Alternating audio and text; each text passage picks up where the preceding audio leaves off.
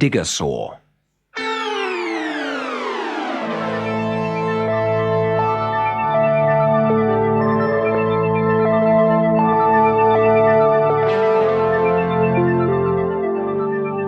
The place, a lonely planet in a far-off galaxy.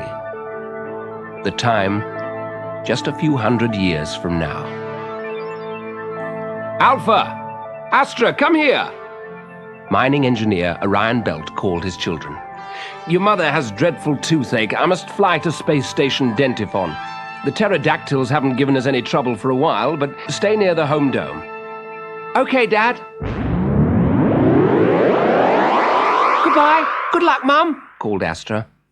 Hey, Alpha, let's go and see how the Diggersaurs are getting on up at the quarry. When they got there, the machines were already at work.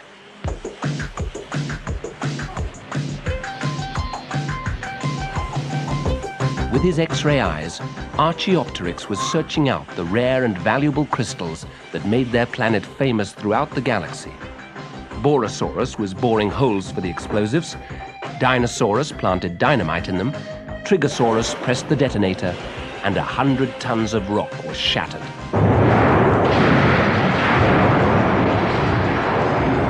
Sabertooth grew with a grab, scooped up the crystals in his metal jaws, and Dumpasaurus carried them to the remote-controlled container rockets, which took off every hour. High on his spindly legs, Braintosaur, the snooty computer, watched all the machines and gave them their orders. To the left! Borosaurus, higher! Higher, man! No, put that down! At a safe distance, Alpha and Astra played with their robot hound, Diggity Dog. But as one Diggersaur dug in a far corner of the quarry, it uncovered a crevice in the mountainside. Out swarmed a plague of small metal insects. Each one had 10 legs. Evacuate! Evacuate! Barked Braintosaur's voice over the loudspeakers. Pterodactyls! Cried Astra. Millions of them! Run for the home dome, Alpha! The shiny insects crawled and hopped up the quarry cliff, a sea of shining backs writhing with legs. They came rushing towards Astra and Alpha. Diggity Dog barked, snarled, whimpered, then turned tail and ran. Even the Diggersaurs retreated. Astra was quick on her feet. With the dactyls close behind her, clicking like 1,000 knitting needles, she sped over the planet dust, and the door of the home dome slid open to greet her. Diggity was right behind. But Alpha had tripped. The dactyls were on him in a moment. He struggled and fought, but they clutched his spacesuit in their metal pincers and carried him away.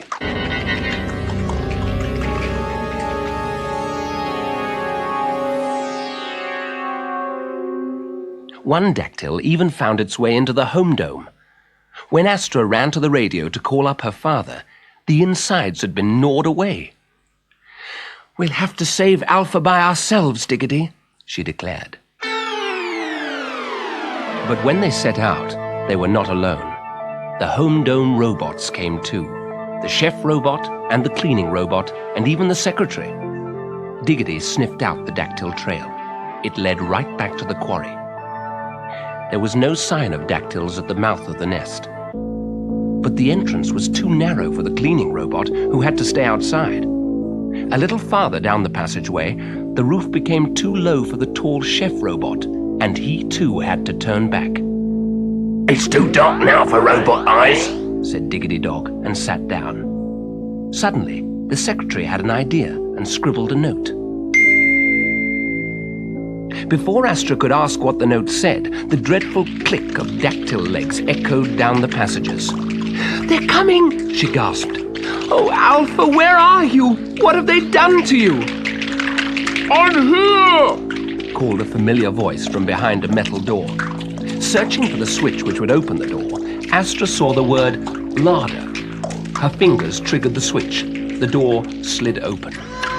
And there was her brother, bound hand and foot and bundled onto a shelf between jars of space fruit and subterranean fish.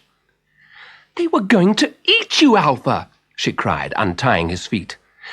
Thank goodness I found you in time. Alpha did not reply. He was staring over her shoulder at the open door. A swarm of dactyls stood, grinning hungrily. The door of the larder was crowded, and there was no way out. Astra put a comforting arm round her brother. Perhaps Dad will come back and guess what's happened and rescue us. But she knew it wasn't true. Anyway, I hope Mum's toothache is better. Just then, there was a noise like a dentist's drill, and with a splutter of rock and earth, something came boring through the wall. "It's Borosaurus!" cried Alpha, "and Gruber's with him!" So were Dinosaurus and Archaeopteryx and Triggersaurus.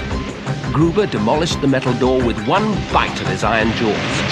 Then the Diggersaurs were in among the dactyls, crushing, scooping, trampling, blasting, tearing, bunching and crunching. Leaving the noise of battle behind them, Astra and Alpha ran down the passages towards daylight, out between the spindly legs of Braintosaur, who was shouting commands to the Diggersaurs inside. "After the men!" "How did you know we were in there?" They hugged the computer's giant metal knees. Diggity Dog brought a message in his collar, said Braintosaur in his flat, unexcited voice. Then Archaeopteryx spotted you with his X-ray eyes. Where's the secretary robot? A dreadful silence fell within the quarry. Then a deep rumbling heralded the return of the triumphant Diggersaurs. They trundled out of the mountainside. The pterodactyls were vanquished. But inside Gruber's metal grab were the pieces of the secretary. He laid them down neatly at the children's feet. "Don't worry," said Alpha. "With my sonic screwdriver, I can mend him before Dad gets home." Sitting on the head of the tallest Diggersaur, Alpha and Astra rode all the way back to the home dome. On the step stood Diggity Dog, wagging his metal tail. But there, too, stood Orion Belt's shuttle. Mum and Dad were already home. "Whatever have you been doing to the robots?" their father demanded. "The chef's spoons are all muddy, the cleaner's got a dent in his head, and the secretary is missing altogether. Honestly, you children can't be left alone for a moment."